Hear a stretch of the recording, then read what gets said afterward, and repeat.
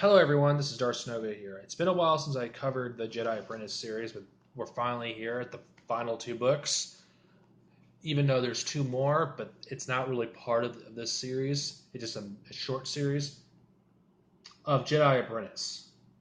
The last two books. These are essentially, you know, kind of standalone, even though they're part of the overall story. They're not like a duology or a trilogy like the past few have been. So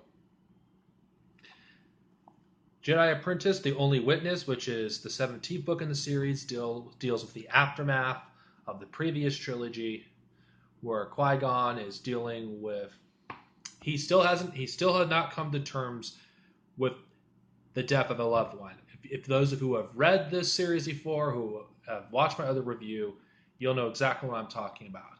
Obi-Wan and Qui-Gon are, go on a mission and without giving too much away, this book I felt like it was good. It was interesting. It was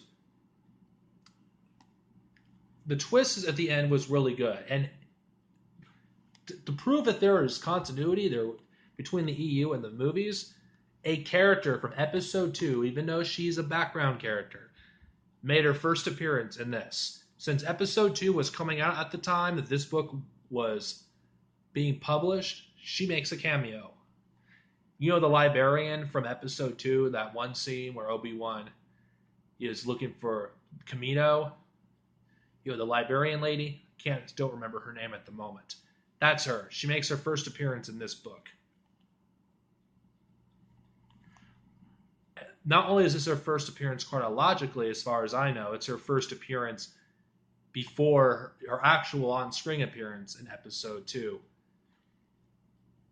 Anyway, I already talked about the story enough. This was really good. And if you've read the other books, you know how I feel about it. Now the final book of the series is The Threat Within.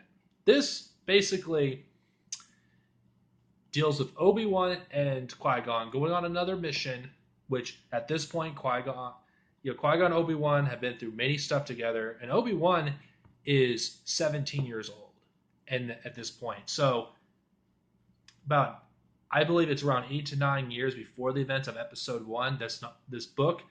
And for the first time, Qui-Gon trusts his Obi-Wan to do things on his own.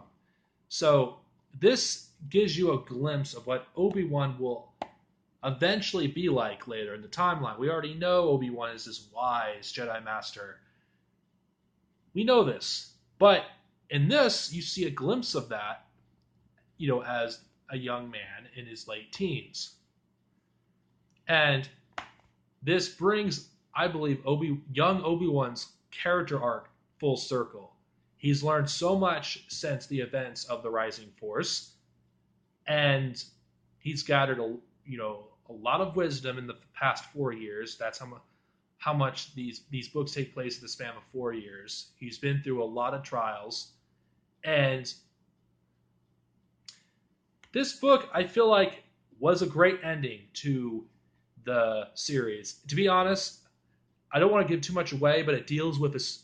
If you've read the fifth book in the series and the sixth, it deals with the conflict between adults and, would say, the kids, which is similar to between the Dan / Mandara, and earlier in the series. So this, but instead of Obi-Wan being rash and thinking, doing things, first chance he got, he actually is more rational about it. And I really felt this was a great way to end the series. It sucks that there isn't any more. Yes, there's the special editions, but to be honest, reading these books has made me appreciate Qui-Gon Jinn as a character, and it's quite a shame that the adult novel side did not give us any Obi-Wan and Qui-Gon stories. Yes, they're featured together, but they're not as the primary focus. And it's quite a shame. I'm pretty much done with the episode 1 era when it comes to Star Wars Expanded Universe books. Next time I talk about the Expanded Universe and the prequels, I'm going to start visiting the episode 1 through 2 era. So, next book, well, it has a relation to the new Jedi Order series. Later, guys, and may the Force be with you.